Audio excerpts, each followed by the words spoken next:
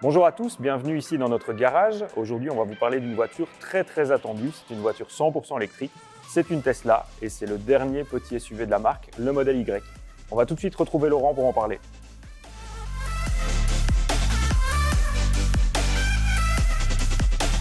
Bonjour Laurent. Cédric. Alors Laurent, tu m'avais dit qu'aujourd'hui tu venais avec la Tesla Model Y, mais elle est où? Attends, elle arrive.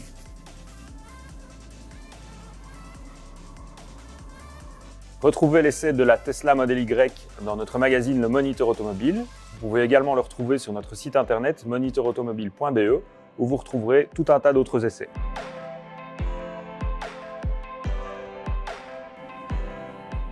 Alors cette nouvelle Tesla Model Y, elle se place où dans la gamme? Alors c'est entre la Model 3 et la Model X. C'est vraiment plus une Model 3 qui a pris un peu de volume pour être plus pratique. D'accord. Alors ça se voit tout de suite, elle a pris 18 cm en hauteur, ça c'est le plus flagrant. Elle a pris un peu en longueur, donc 5 cm 7 exactement, et un peu en empattement, 1 cm et demi. Tout ça au profit des aspects pratiques. Et en encombrement, tu es à combien plus ou moins ici en longueur? Alors, longueur totale 4,75 m. La Model X, la plus grande, faisait 5 mètres, donc on est quand même un step en dessous. Ouais. Et à cette longueur, tu es dans la gamme X3, Q5, tout ça, parce qu'elle est considérée comme un SUV crossover. Ouais, c'est un mid-size, mais quand même mid-size un petit peu up, quoi. Moi, je trouve qu'il y a un truc, c'est que l'avoir étiré vers le haut un peu, ça la déséquilibre au niveau du style et des proportions. J'ai un peu de mal avec ça, mais je sais pas ce que toi t'en penses. Mais Mon point de vue est un peu différent parce que je trouve ça plutôt bien proportionné. Tu vois, c'est une voiture qui est quand même un peu encombrante, mais qui est quand même malgré tout, qui visuellement est un peu compacte comme ça. C'est bien proportionné, c'est ni trop futuriste, ni trop conservateur. Ils arrivent quand même à faire un truc qui est à eux et pour ça, c'est pas mal. Donc toi, t'es fan? Je suis assez fan, je veux dire. Je le suis moins. Mais bon, après, je pense pas que ça va l'empêcher de se vendre, surtout chez nous en plus, parce que... Non, ça va bien se vendre. C'est une voiture attendue vraiment par les professionnels, les flottes, etc. La Model 3 est déjà le modèle le plus vendu et la Model Y est déjà en train de la talonner au niveau mondial. Et en Europe, ça va logiquement être la plus vendue des Tesla assez rapidement. Ouais, grâce à ces aspects pratiques qui sont supérieurs. Tu as une Model 3 à qui manquait un peu de ceci, un peu de cela. Elle répond au manque de la Model 3. Forcément, elle va intéresser du monde. Ok.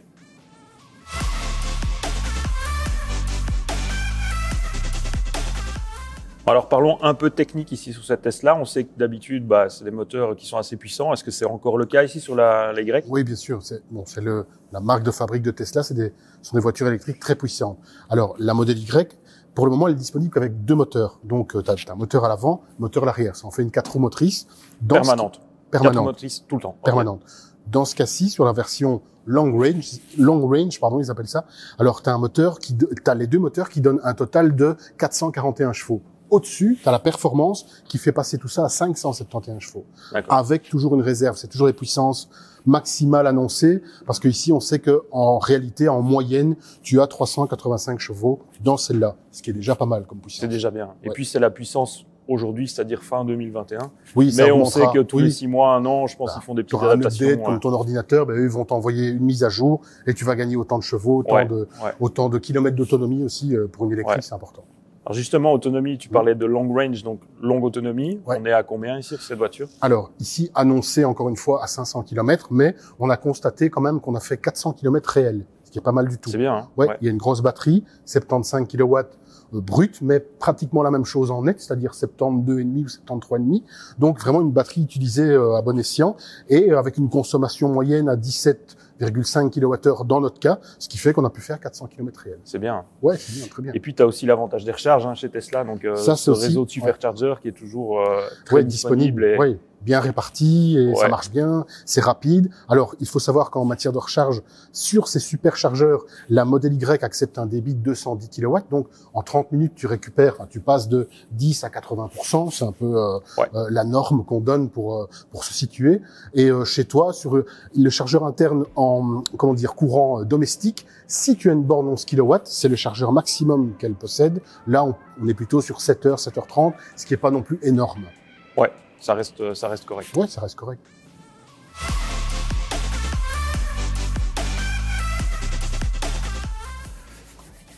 Bon, j'ai envie de dire, c'est cosy dans ta modèle Y ici. Ouais, voilà, ça fait marrer tout le monde. C'est le genre ça fait partie de la voiture, ces trucs-là. Tu vois, c'est Tesla qui est venu avec ça. Ça a surpris au début, on rigolait, puis bon, c'est marrant, ça fait partie de l'auto, tu vois. C'est sûr que tu retrouves pas ça dans une BMW, non, par exemple. Non, pas du tout, non. Ils sont dans un autre trip chez eux. Ok, bon. Et si on revient vraiment au basique. Ah, il y a une petite musique, c'est assez sympa. Ouais, ça vient tout seul. Au niveau de l'espace ici, c'est quand même assez spacieux. On voit que voilà. Moi je suis bien, toi qui as un bon gabarit, t'es pas mal assis non plus. Je suis mieux dans la modèle 3 pour revenir à l'essentiel par rapport à la modèle 3. Je suis mieux là-dedans, tu vois. Il y a plus d'espace. Le siège est pas mal mou, un peu trop peut-être, mais bon, au moins ça compense un peu la rigueur du châssis, quoi. Ouais. Effectivement, le gars qui vient du premium allemand ici, il est un petit peu perdu quand même. Il va être dépaysé, ouais. C'est pas la même ambiance. Ça n'a rien à voir. C'est pas vraiment un intérieur classique d'automobile comme on le connaît. Non, mais justement, tu vois, on compare à de l'allemand, à l'ancienne, avec des trucs chargés, de la recherche de style. Bah ici non, c'est épuré, c'est totalement épuré parce qu'il y a pas de bouton, quoi. J'ai un volume sur le volant, et puis c'est tout. Et puis tout est concentré sur ce fameux écran qui fait toute l'originalité depuis le début des Tesla, quoi. Ouais, tout est ici en fait. La navigation, c'est le centre de commande. Voilà, il y a pas de bouton ailleurs pour commander. Les menus, tu vois, t'as vraiment plein. Alors ça, au début, ça fait un peu peur. Tu vois, il y a plein de commandes ou quoi. Après, quand tu t'y fais, c'est vraiment bien en fait. Quand tu as l'habitude de tout ça, la dimension de l'écran fait que tout est souvent très clair, c'est coloré, ça a une bonne définition, donc c'est franchement agréable. Hein. Ouais, c'est assez ergonomique en fait quand tu le pratiques. Ouais, voilà. Après c'est comme toujours en roulant, ça peut être assez perturbant, mais finalement c'est au bout du doigt, donc. Voilà. Moi je dirais quand même, j'aime bien, c'est bien fait. Il me manque quand même un affichage tête haute ou un autre petit écran juste pour les infos, tu vois la vitesse, la navigation et 2-3 infos. C'est juste ce qui me manque. Mais bon, les propriétaires de Tesla, avec qui j'ai l'occasion de parler, me disent non, tout ça, on s'en fait vite. On s'y fait vite. Puis c'est vrai qu'au niveau de la qualité, c'est quand même pas mal. Alors c'est toujours. Alors il y a du mieux. Il y a du mieux dans l'histoire de Tesla. Après, on n'est clairement pas encore au niveau. Encore une fois, de l'Europe avec les premium allemands et même les généralistes qui ont fait pas mal d'efforts ces derniers temps. T'es pas encore à leur niveau. Après, c'est tout à fait cohérent, c'est suffisant. En gros, il en faut pas plus. Et moi, ce côté très pur avec juste, tu vois, une petite lame de bois là qui vient décorer le tableau de bord, je trouve ça pas mal. Ouais, c'est pas mal. Le volant, tu vois, le volant, il est pas terrible, il est un peu gros, je dirais, il est caricaturalement gros. Il est pas joli. Bon, voilà, j'en mettrai un autre, quoi. Ils vont peut-être venir avec une espèce de volant un jour, tu vois. Je pense que c'est prévu, le volant coupé en deux, mais pas encore sur celle-ci. Pas pressé quand même. Mais bon, voilà, c'est Tesla, c'est épuré, tout fonctionne bien. Bon, après, il faut pas avoir un problème d'écran, évidemment, parce que là, tu fais plus rien. Ah oui, c'est vrai que t'es mal. Voilà. J'aimerais bien nous remettre un petit feu ici parce que moi j'ai un petit peu froid. Ouais, vas-y, je t'en prie. Mais alors voilà, il faut s'y retrouver au début, c'est pas simple. Mais t'aimais bien le feu de bois à bord. Hein. Alors en plus, je précise, cette histoire de feu de bois, c'est marrant, mais en même temps, t'as le volant chauffant et t'as les bus d'aération qui diffusent directement plus de chaleur. Donc, tu vois, il y a un petit côté sensoriel, mais aussi de tous les côtés. Sympa. Bon, écoute, je l'ai perdu. Ouais, bon. On le retrouvera plus tard. Ouais, voilà. Tu nous mettrais pas un petit peu le coussin péteur pour... Si je le trouve. Si je le trouve. Ouais, ça fait toujours barrer tout le monde. C'est pas nouveau, hein, mais bon. Ah, je peux te mettre ça c'est sympa, je trouve. J'ai connu ça il y a longtemps sur des Renault 4 ou des 2 chevaux. C'est pas nouveau non plus, ça.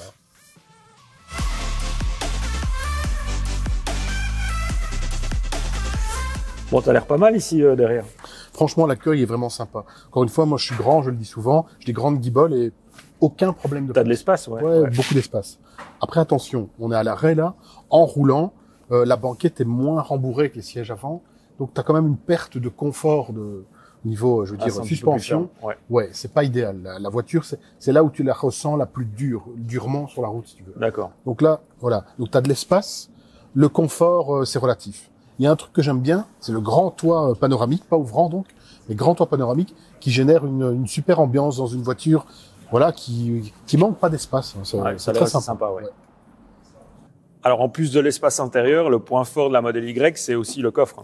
C'est son point fort, ouais. Par rapport à la modèle 3, le coffre est beaucoup plus vaste, et beaucoup plus modulable aussi. Tu peux régler les dossiers de banquette déjà. Et puis voilà, t'as de l'espace et il y en a encore. Hein. C'est large. Hein. Ouais, voilà. T'as encore un grand espace. Il y a vraiment de l'espace, on peut dire, à profusion. Et quand tu rabats les dossiers de banquette, Là, tu pars vraiment sur du gros volume. Hein, donc, c'est super intéressant. Et c'est pas fini. Il y a encore un coffre à l'avant de 117 litres. Donc, d'accord. Solide. Donc, là, t'es tranquille. Voilà. Vacances. Tu peux aller chercher des meubles, mettre un grand chien, voire deux. Il y a de quoi faire. Pas mal.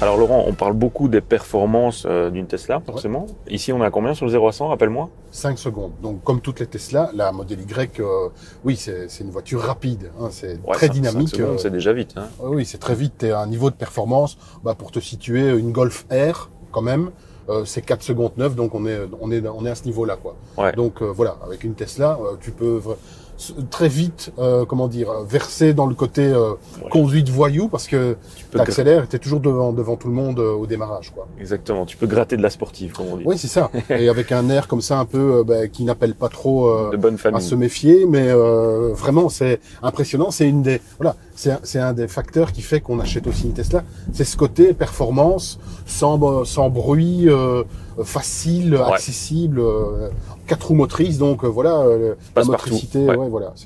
Mais au-delà du côté performance, tu la décrirais comment à conduire? Les sensations de conduite, elles sont comment? Alors, c'est bien foutu, c'est bien équilibré, donc déjà, tu as tout ce côté centre de gravité très bas avec les batteries, le moteur bas, donc tu as une voiture bien équilibrée qui n'est pas une sportive. Alors ça, surtout, faut pas se tromper. C'est pas une sportive. C'est très dynamique. Ça roule très bien. L'accord entre les moteurs est vraiment bien fait. Donc, t'as une voiture fort agréable, mais c'est pas une sportive. Faut pas confondre cette bagnole avec une sportive. D'accord. Au niveau de la direction, tu ressens quelque chose aussi dans le train avant, parce qu'avec un tel niveau de coupe, j'imagine que tu dois parfois avoir quelques réactions ou. Non, alors non, ça c'est. Je sens ton avis de sportif là. Non, il n'y a pas trop de feeling là. Tout est assez artificiel, évidemment. Hein, c'est comme toutes les Tesla d'ailleurs. Après, ça n'empêche pas d'avoir cette conduite dynamique, facile et agréable au final. Donc voilà. D'accord. C'est autre chose, quoi. C'est différent, mais c'est efficace. Ça, c'est incontestablement efficace. Si on parlait du confort maintenant, parce que moi, depuis tout à l'heure, je trouve que c'est quand même assez raide au niveau du châssis. Hein. Voilà. Alors, cette qualité dynamique, comme dont on vient de parler, ça se paie un peu en confort, parce que voilà, la Model Y est plus haute que la Model 3, 18 cm si je me rappelle. Donc, pour gérer ce poids quand même supérieur et plus haut perché, bon, ils ont dû un petit peu modifier les réglages du châssis, donc en gros les durcir. Et tu le sens. Donc la voiture, c'est une voiture dure. C'est même assez très dur. Alors plus à l'arrière qu'à l'avant, parce qu'à l'avant on a des sièges un peu mieux rembourrés, mais quand tu passes sur des pavés, comme ça va être le cas dans pas longtemps là, là tu sens quand même que c'est assez dur. On peut même dire que c'est un des défauts de l'auto, c'est qu'elle est un peu trop dure. Quoi. Ouais, c'est dommage pour une voiture comme celle-là. C'est un peu dommage, parce qu'elle a un côté familial.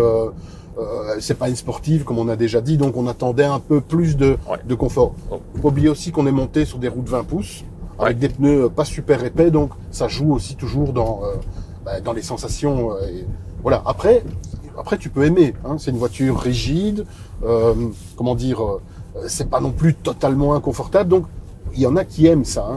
Mais si tu recherches du confort, tu tournes pas vers cette voiture. Il existe autre chose à la concurrence en électrique qui est beaucoup plus doux et plus sympa.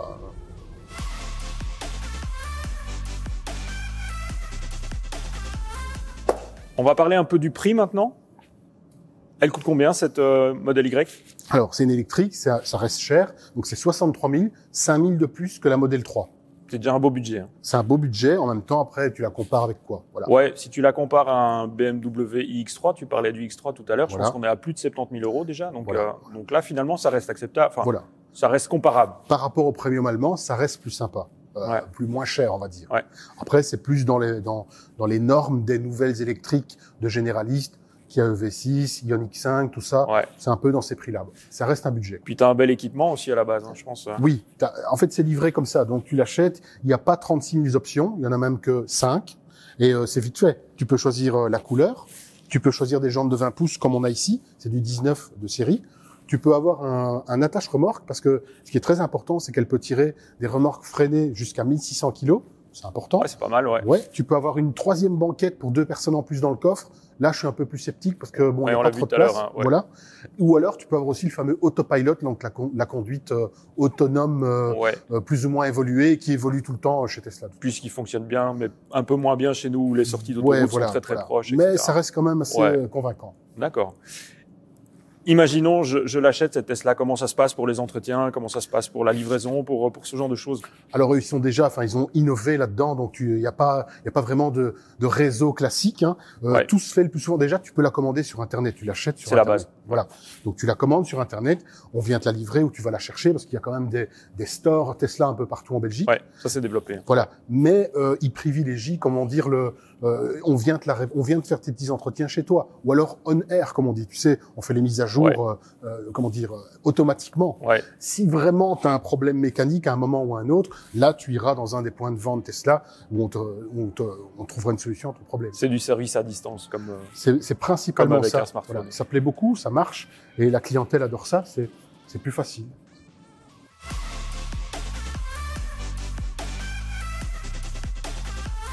Alors, Laurent, pour résumer, est-ce que c'est vraiment mieux qu'une Model 3, cette Model Y? Alors oui, si tu recherches plus d'espace, plus d'aspect pratique, oui, incontestablement, c'est mieux qu'une Model 3 parce que c'est plus pratique, plus polyvalent. C'est un terme qu'on aime bien, ça. Et puis, tu as quand même la compacité aussi qui lui donne peut-être un avantage par rapport aux autres modèles de la gamme. Voilà, par rapport aux autres Tesla, donc mieux qu'une Model 3 pour les aspects pratiques, pardon. Après, les autres Tesla, oui, la Model S, ça vieillit un peu, donc tu vois, ça perd un peu en attractivité. La Model X, alors, c'est un peu un vaisseau, c'est grand, c'est spectaculaire, mais finalement, ceci est beaucoup plus intéressant en ville et en agglomération, et même pour tous les jours, en aspect pratique, je la trouve plus pratique, vraiment, qu'une Model X, évidemment. Ouais. Reste qu'aujourd'hui, il y a quand même pas mal de concurrence sur le marché. BMW, Audi, tout ça, qui produisent ce type de voiture. Donc, est-ce qu'elle a encore un vrai avantage par rapport à ça? Alors, tu vas me dire oui, le réseau électrique. Voilà. Le réseau électrique, c'est le gros avantage de Tesla, évidemment. Donc, ça simplifie quand même pas mal les choses, d'autant qu'elles ont une bonne autonomie. Et alors après, ça reste une Tesla. Tesla, c'est la marque événement. Ça reste, ils ont toujours une longueur d'avance. Et donc, ça, c'est vraiment un argument de vente. Généralement, quand tu es à l'achat d'une Tesla, tu regardes un peu ce qui se passe ailleurs, mais tu vas vers ta Tesla. Après, il faut quand même dire que il y a moins de champs libres. Il y a plus de concurrents, il y a des voitures comparables, plus confortables, qui sont pas moches non plus. Donc voilà, ça va un peu plus se discuter. Mais globalement, Tesla, c'est quand même, voilà, c'est comme les téléphones portables, il y a les iPhones, il y a les autres. En électrique, il y a Tesla et il y a les autres. Ça va changer, mais c'est encore le cas. Puis ils étaient les premiers, ils ont toujours ce petit avantage, notamment avec le réseau de superchargers. Voilà, c'est la force des précurseurs, des gens qui innovent. Et voilà, c'est le cas de Tesla et ça va encore le rester pour un petit moment, je pense. Dernier mot, c'est ton modèle préféré dans la gamme Tesla ou? Personnellement, oui, je la trouve la plus équilibrée, c'est celle qui répond le plus aux besoins que je pourrais avoir, évidemment. Donc oui, c'est le modèle le plus cohérent. Ça va être incontestablement la Tesla la plus vendue en Belgique et en Europe et sans doute peut-être même au monde. Ok.